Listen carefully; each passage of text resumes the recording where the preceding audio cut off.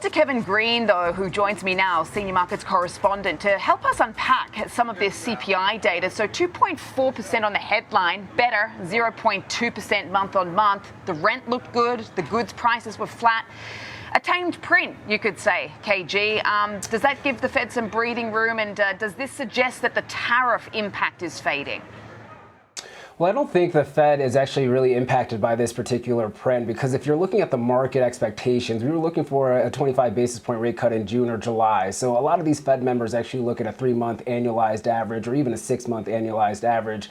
And if we're talking about July, this print probably would not have that big of an impact in that meeting or be a live meeting. We also know that the January print's very volatile just in general, which is why we saw a wide range of expectations for this print. So it did come in better than the street's expectations when you're looking at the headline CPI number. Core inflation still a little bit sticky in some respects here, but you are maybe seeing some optimism that the food at home portion actually only grew by 0.2% on a month over month basis. Last month, we actually saw that at 0.7%. So you are seeing a deceleration there. A big component also was the energy portion of this report. The energy commodities actually dropped by 3.3% on a month over month basis. Fuel, oil, gasoline, once again, moving to the downside, and the utility prices, the utilities piped gas, if you will. We had that Arctic blast within January. Some of that's being reflected in this print, and we actually did see that increase by 1%, but those prices have now come to the downside, so you can maybe expect that February should come in a little bit cooler when it comes to utility prices. Overall, this is actually a decent print. One print does not make a trend, especially the January one. I would say it's kind of a little bit less reliable than most. The only thing you get a little bit concerned about is the transportation services. That increased by 1.4%. We continue to see that actually accelerating over the last couple of months. But overall, this is actually a pretty decent print. You would think that the market would actually see a crush in volatility post this report. That is not the case. We do have VIX expiration on Wednesday of next week as well, so that also might be leading to maybe some of this elevated volatility. And Sam, I will just say, liquidity is not looking that great today, so you got to be very nimble if you're trying to trade on an intraday basis. This market could rip 1% to the upside. It could drop very aggressively as well in a matter of minutes. Okay, we've got 22 on the VIX. Obviously, we're heading into a long weekend right now. We've come off 3 sessions of losses here for the S&P and the NASDAQ. We very much have seen some of the Mag 7 in technical correction. Microsoft's picking up a bit, but I believe Amazon is looking at a 9-day slip here. Apple has been beaten down. You've got this phantom AI trade really rippling through global markets right now. What do you make of it all?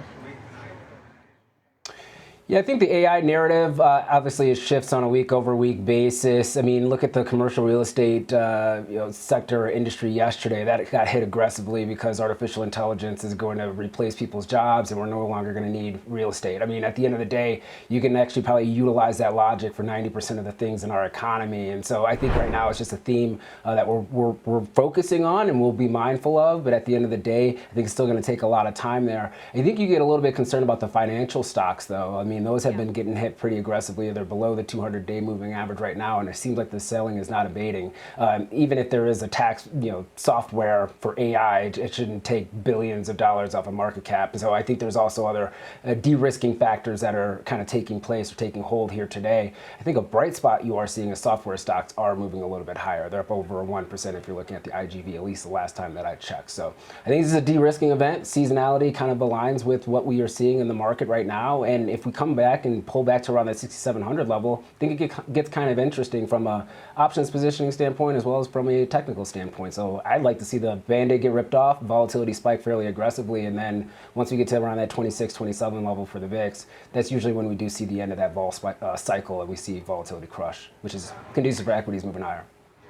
Yeah, we've had Goldman down around 2%, although coming off the lows now. Yardeni was out with an interesting note talking about this AI immunity trade being overdone, especially in financials. No doubt the flattening curve a bit this week has impacted things there as well. But interesting note out from Barclays as well around this sell first, think later type of mindset in the markets. As you mentioned, it's like the cyclical versus defensive type of mantra has shifted to AI immunity versus vulnerability. So obviously we've seen that ripple effect throughout global markets as well. But I just wanted to get your thoughts on if you're seeing any moves with respect to steel and aluminum prices this morning off the back of this FT report with respect to Trump perhaps planning to scale back some of the tariffs here, hurting consumers, not the tins of tuna, KG.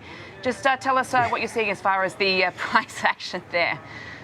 Yeah, you did see the aluminum prices on the LME actually move to the downside aggressively on this report. This has not been confirmed yet, but there is discussion potentially, according to the Financial Times, that the administration could back off on some of these aluminum tariffs, as well as maybe some other metals. And this is going to really kind of include just certain items, but also halt further expansion of these tariffs and do a little bit more when it comes to the individual investigations for each of these products that they are listing. They might also be preempting the U.S. Supreme Court's decision here that we are expected to get any moment now. We've been kind of waiting on it. But rightfully so. I mean, if you're talking about the consumer, yes, it's having an impact. But I think the bigger impact is actually the industrial companies. If you're looking at Boeing or if you're looking at some of these auto manufacturers, there's definitely a shortage when it comes to aluminum. We actually had an impact on one of the bigger facilities here in the United States, and it's created a shortage. So much so, Sam, that we are debating on trying to restrict the exports of aluminum cans or recycled cans in order to make sure that we have enough supply on hand. So I think this is not only maybe to reduce some of the pressure when it comes to the consumer, but I think this is really a bigger driver for the industrial stocks that also could put our defensive capabilities at risk when it comes to manufacturing missile defense systems and things of that nature. So an interesting turnaround from the White House, and that could put pressure on the aluminum prices. That could also put pressure on a lot of the miners as well. Okay, good to point out there. Why is copper sitting out the rally, albeit small, but why is it in the red today? What are you looking at as far as the price action there? Yeah, we're seeing a little bit of volatility when it comes to copper. It actually caught a little bit of a bid because of that CPI report, but copper actually is still seeing a buildup in inventory here in the United States, as well as the LME. So the industrial demand actually has kind of fallen off, but it's still kind of staying at an elevated level, consolidating, hitting an upper end of a range that we've seen over the last 3 years. And you could look at maybe a technical breakdown over the next couple of weeks when it comes to copper. Copper has been, for the most part, exempt from these tariffs. There is a slice where it is getting tariffs put on copper imports, but the cathodes, if you will, are not being tariffed, and that's the bulk of the copper supply that we need in order to develop our consumer electronics. So I think this is probably going to be one of those trades where if industrial metals fail as a whole or fade as a whole, copper could be a part of that, and that also could lead to downward pressure on some of these copper stocks like Southern Copper that has moved fairly aggressively over the last 3 months, 4 months or so. Yeah, they certainly have. I mean, that chart just really says it all there, Dr. Copper. All right, KG, really appreciate it. Thanks for unpacking all of that for us today.